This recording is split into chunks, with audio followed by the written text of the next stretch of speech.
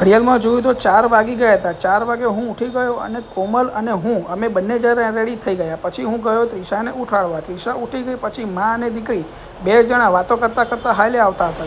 Ice cream ખાઈને અમે કરી શોપિંગની શરૂઆત. તો સૌપ્રથમ અમે ગયા હેતુના કપડાં જોવા. ત્યાં બહુ જ સરસ મજાનું કલેક્શન હતું. જોતા જ રહી ગયા. તો એમાં કોમલ કન્ફ્યુઝ થઈ ગઈ કયા કપડાં લઉં હેતુ માટે, આ લઉં કે પછી આ લઉં.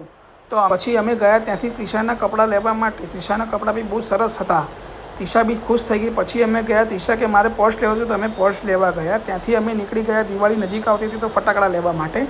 ફટાકડા લઈ લીધા. પછી અમે ગયા રિવરફ્રન્ટ. રિવરફ્રન્ટ બહુ જ મસ્ત મજાનો નજારો હતો. તો અમે એ નજારો જોઈને ખુશ થઈ ગયા અને અમે ફોટો પડાવવા માટે હું અને કોમલ અને ઊભા રહ્યા. તો ત્રિશાને અમે બંને મસ્ત મજાના ફોટા પડાયા. ત્યાંથી નીકળી ગયા અમે ઘરે. ઘરે આવીને અમે હેતુને સરપ્રાઈઝ આપવાના હતા.